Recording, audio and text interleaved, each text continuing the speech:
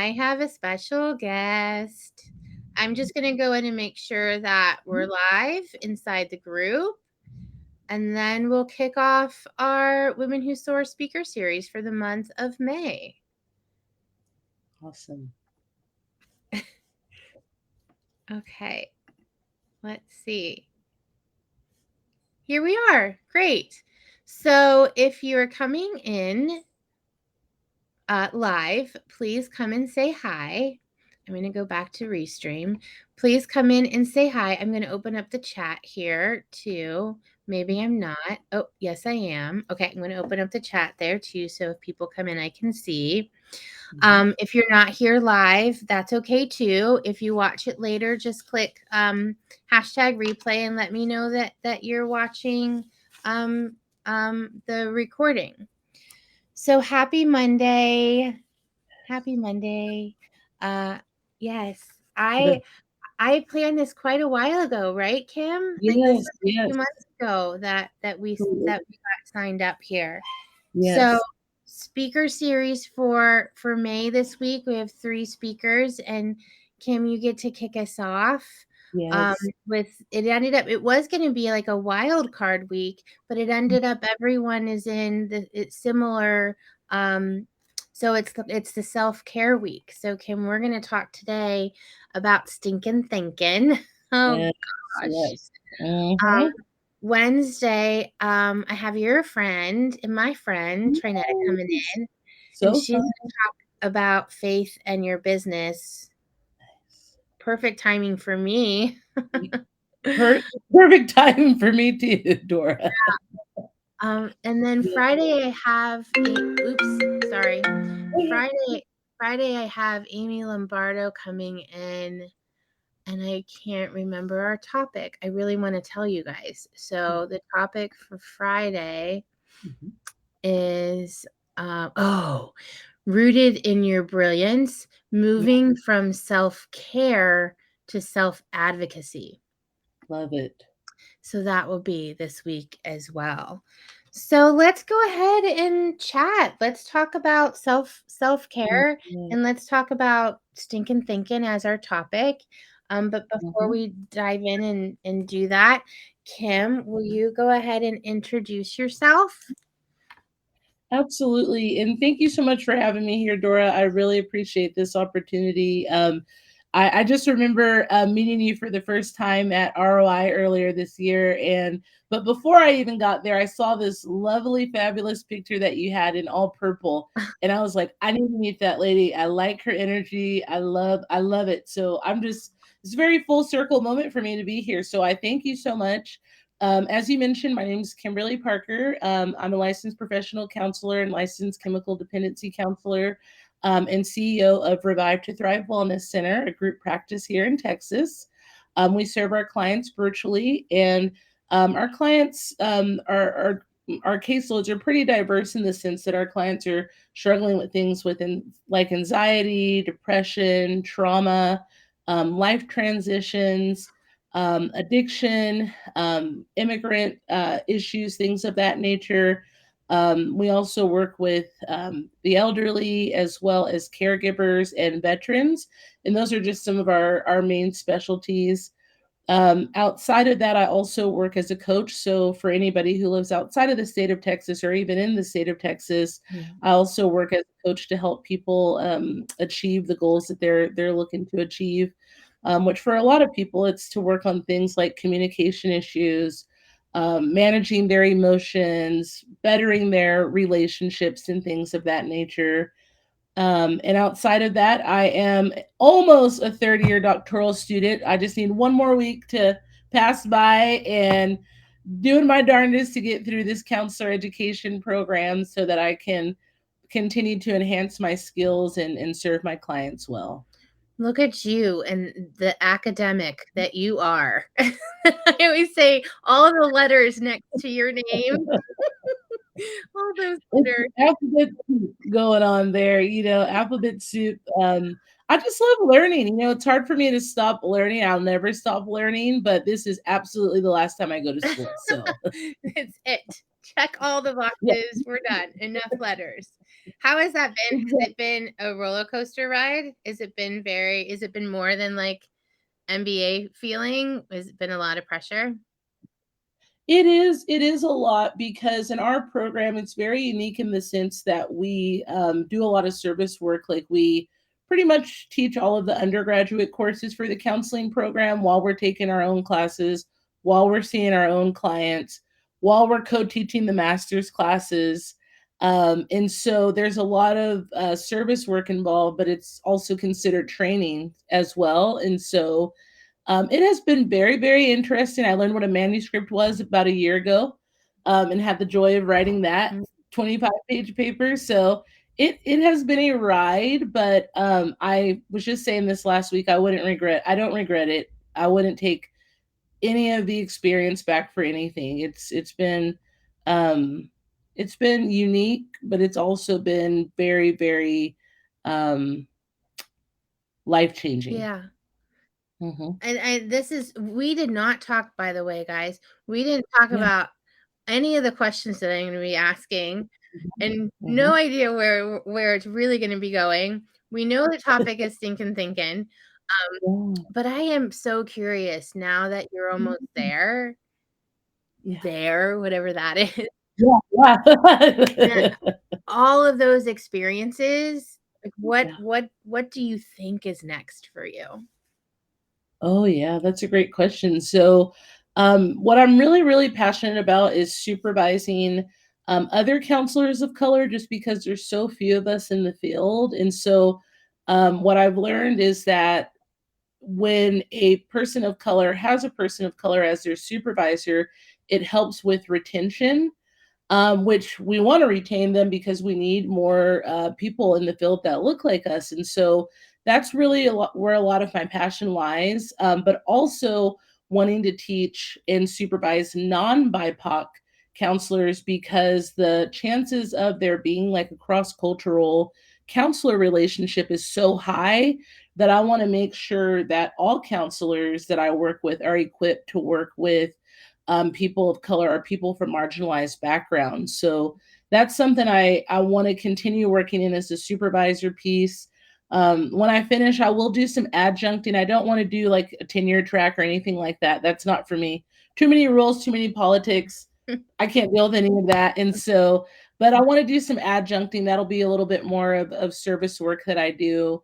And then by the end of this year, really wanting to get some workshops and retreats off the ground, both like wellness retreats, but also clinical retreats as well for people who want to do trauma intensives. Mm, mm, Hmm. yeah. That's a lot of Hmm. stuff. That's that's a lot of stuff. Let's yeah.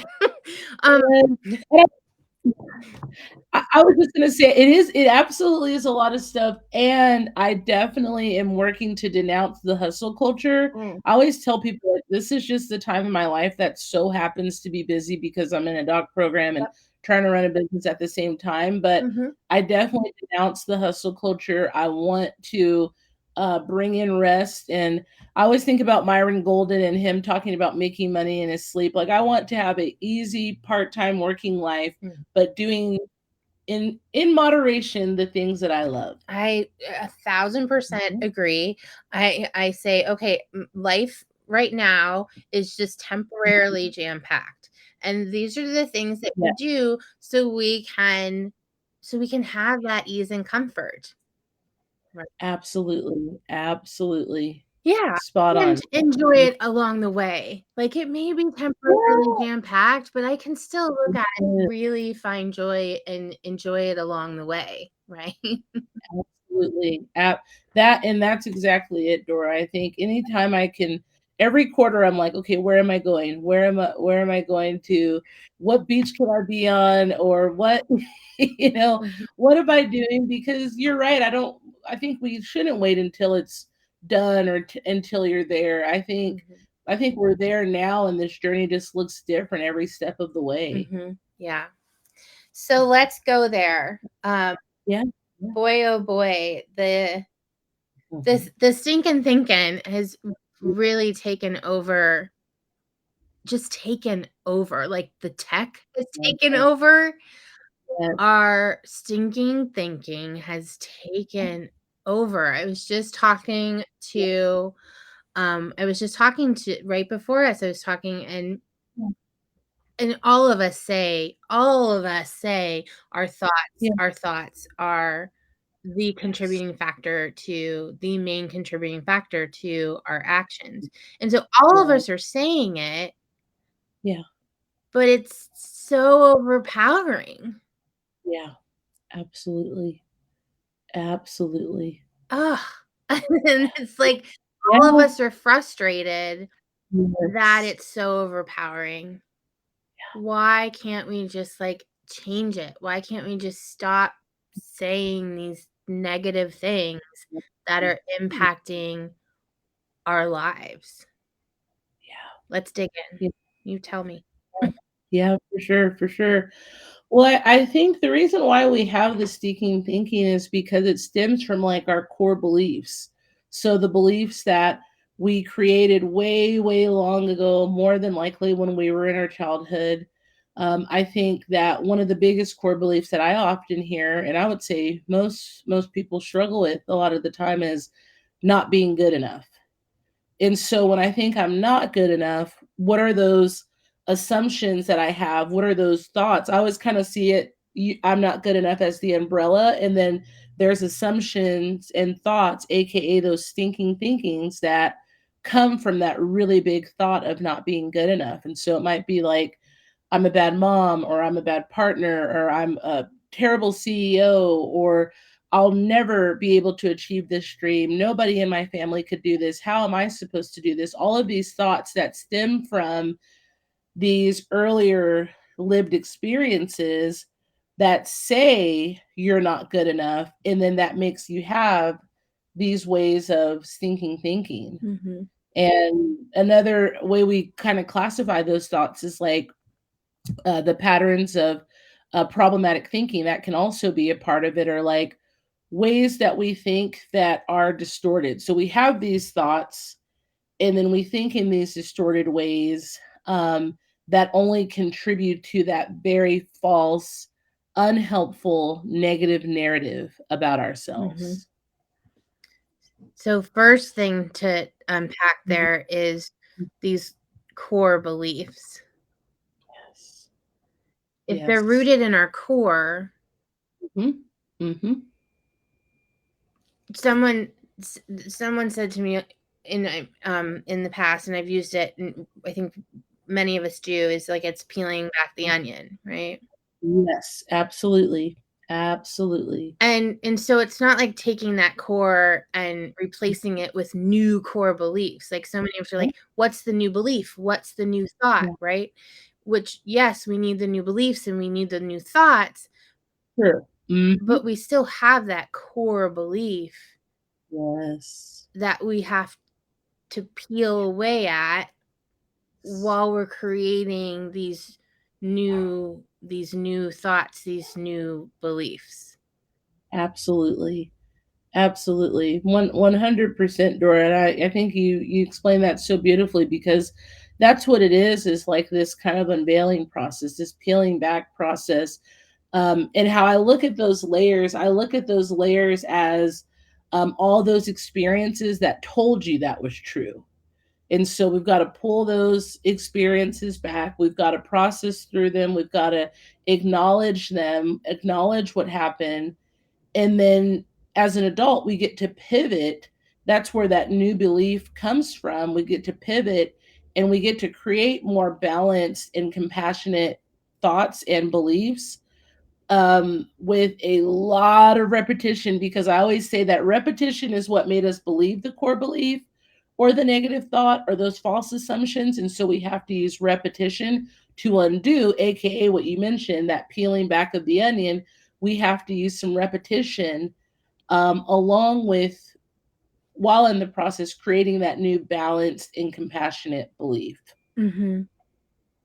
I think with my community here, with all of us being business owners, Hmm. I mean, I know I'm biased, But I just Mhm. think it's harder for women, business Yeah. owners, um,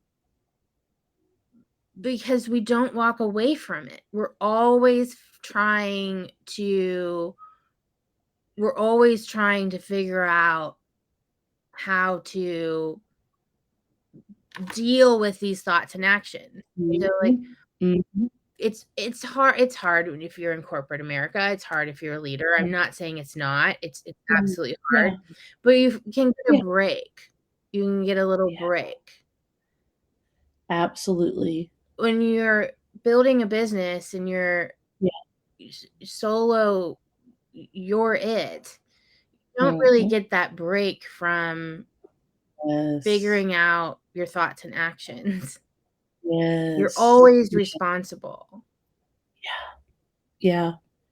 Exactly. So it's just Exactly. harder to Yeah. unveil a new Yes. thought. Unveil a new Yes. thought. Yes. Absolutely. I so agree with that, Dora, and that's why I always say there's power in the pause. Mhm, Whenever you can find that pause, because I think that's when you can have the time to go there. And but you're so right. There's so much that we're responsible for. And the thing is too, a lot of the time I think what happens is it's like can be very thankless in the sense that, you're always pouring into somebody else, but then it's like who's pouring into you and kind of reaffirming the truth about you. And that doesn't always happen when you're at the top, when you're that person. And so I think that goes back to that power in the pause, because sometimes we have to create those moments for ourselves, which once again, due to time and how spread thin we can be at times, can be very difficult. And so I always like to say that, like, we're always talking to ourselves. Like, I'll speak for myself. I'm always talking to myself, just randomly. There's just always some type of dialogue going on there. And so I always say, how are you choosing to talk to yourself? If you're already going to do that, what does that look like? Are you talking trash, or are you speaking compassionate thoughts as you're having this dialogue go on throughout your day, and sometimes throughout your very busy day? mhm, mhm. Right. Yeah. Especially when you're doing it to yourself. There's no one else to tell you, "What are you Hmm. doing?" Exactly. There, because it's Exactly. in your head. It's your own thoughts. No. Yes, absolutely, absolutely. Yeah, and I think that's the thing, and you mentioned this earlier, it's like eventually those thoughts manifest in our behaviors. Because if I'm walking around thinking that I'm the worst CEO ever, more than likely I'm not going to feel too good, like feeling wise, and then that's going to manifest to my behavior, really, of like how I'm behaving, how I'm showing up in my business, how I'm showing up in my relationships. And so that's why, like you mentioned, there's so much power in the thought, because if we can get a hold of that thought, that stinking thinking, then that can lend to feeling more pleasant emotions, or being able to manage the unpleasant ones a little bit more quickly, and so we can have less suffering. And then that lends to more positive or healthy or helpful behaviors. Mhm. It's one of the reasons why I was really excited to have you on and then Trinetta come Mm. on tomorrow, Yes. because it's Mhm. like, if it has that much power, Yes. yes, there's tangible things that we can do, Mhm. but tomorrow with Trinetta, Yeah. there's a bigger power than Mhm. us that can step in and Yes. give us some relief. Absolutely. Absolutely. Big time. Right, Big time. right. Mhm. Um, Yeah. so what are some of the things, like the tangibles that we can do? We have the Yeah. pause, like we have that Mhm. Mhm. available to us, and to Yeah. pause and know that it's okay, this is really powerful. This thought has me. And Yes. so we pause, Yeah. and then what? Yeah, absolutely. Yeah. I really thank you so much for bringing that piece up, Dora, because that was the piece that I was actually missing. How I kind of saw it in my mind is I saw that there was this stinking thought that was just running laps and laps in my mind, and I never took a moment to pause it. And so that led to more suffering, and that led to me not showing up the way that I needed to because I never stopped the thought. And so I think I like to kind of go through like a three-step model that's very quick, which is to you want to capture the thought. It's the three C's. You want to capture the thought. So if I'm letting that stinking thought go, I capture it. Okay, what am I thinking right now? All right, I think that I am not good enough, or I'm thinking that I'm being a bad CEO today. I'm a bad CEO. Okay, I captured the thought. I know what it is. The next C would be to challenge that thought. What are all the truths Mhm. about this thing that I'm saying? Like, what is really true here? Okay, that's not because no, I'm showing up this way and I'm doing this and I'm doing that and I am this and I am that. So then I start to challenge it with the truth, whatever that thought is. And then the third C is then I compassion the thought. What is something more compassionate, more balanced that I can say to myself now that I know the truth, other than I'm not good enough, I'm a bad CEO, whatever it may be. And what I always like to say with that last part, because I was kind of making the mistake earlier on in my own work of just automatically switching to the exact opposite of that thought, but instead what I do is I just try to get a little more closer to the truth. Yeah. And so instead of like changing once again to the exact opposite, I'm like, oh, let me just get a little bit closer. And then with practice, you get a little closer, a little closer, a little closer, a little closer, um, and have patience with yourself as you are working on believing something different about yourself. Mhm. Yeah, I feel that. Mhm, I feel that so much. mhm. I use just Yeah, my verbiage is just a little bit different. yeah. And the challenge, instead of you using the word challenge, I use curiosity. Get really Yeah. curious about that thought. Curious, like, Yes. wait a minute. Yes. What am I doing here? What am I thinking? What how many times do we say Absolutely. that? Like, we say, "What are we thinking?" Um, but we don't write it down, like, those truths. Like, really, Exactly. what is it? And then Exactly. I use it same thing, compassion. Like, we've gotta be compassionate with Exactly. with ourselves. Oh, Exactly. Yeah. knowing that Yeah. it's not gonna just flip the switch because that core belief that core Mhm. belief is down in there, rooted, stuck there. Yes. It's not going Yes. anywhere. Exactly, exactly. I love that you brought up that curiosity piece, Dora, because I think that's also a part of the process, like as far as tangible skills.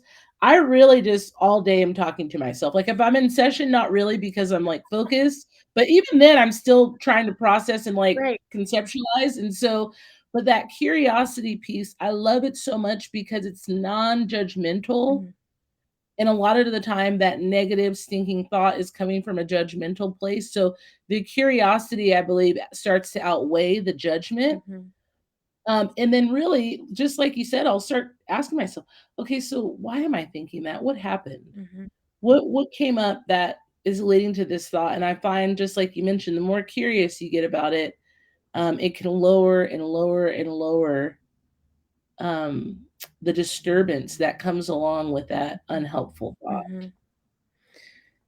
I absolutely will go to one of your retreats. I want Yeah. you to have a retreat. Mm. Yes, thank you. Is it something that's Yeah, still very idea phase, or have you really what do you yeah, I'm curious. yeah, yeah. So I pretty much have it all mapped out. I do trauma retreats every now and again with a friend that I have. So it's not her model because I respect intellectual property and things of that nature. But I pretty much have a wellness retreat planned out as well as the more clinical one. If it's clinical, it'll be here in the state of Texas since I'm only licensed here. But if it's more of a wellness one, but we could even do things like this, learning how to restructure thoughts, that will can be anywhere. So Still logistics need to be worked out to answer your question, but I have everything kind of all written out on paper. It's just a matter of it coming to fruition. Because I think that your brilliance is extraordinary. Thank you. Thank you. I see you speaking on stages to other counselors even, like, you are brilliant. Thank you, Dora. I really appreciate that Mhm. and totally receive that. Thank you. Yeah, yeah. So, what else? Did I miss anything? I wanna value your time and everyone else that with these workshops, it's hard for people to focus for more than 30 minutes. Totally, totally, totally get that. I don't think you missed anything, Dora, but I can tell you something that I personally missed in my, um, practice as a counselor, but also in my own personal work was the emotion piece. I think sometimes we get so caught up in the thought or changing the behavior that's attached to that thought that we forget the emotion. And our emotions need a seat at the table as well. They need to be acknowledged, they need to be honored, they need to be respected. And so that would just be like the one other thing that I would mention is just making sure to acknowledge that emotion that comes up, Mhm. because what I find is emotions are like kids. Until we address them as well, then they will typically keep knocking at the door until we just give them the time and space that they need as well. Yeah, I agree so much. So in your bit of a busy schedule right now, Yeah, how could the Women Who Soar community yeah. reach you, and how could they work with you? Absolutely, absolutely. So, you can reach out to me and I can pop it in the chat. I know this will be posted, so I can put all my handles there, but you can reach out to me by email directly, and I'll make sure to provide that, as well as the website. There's like a contact page on our website, so I'll list that as well. And then we're also on Facebook and Instagram. Okay. And so, but the way to get in touch with me is just going to be to email me. I'm very, very responsive, so I'll definitely get back.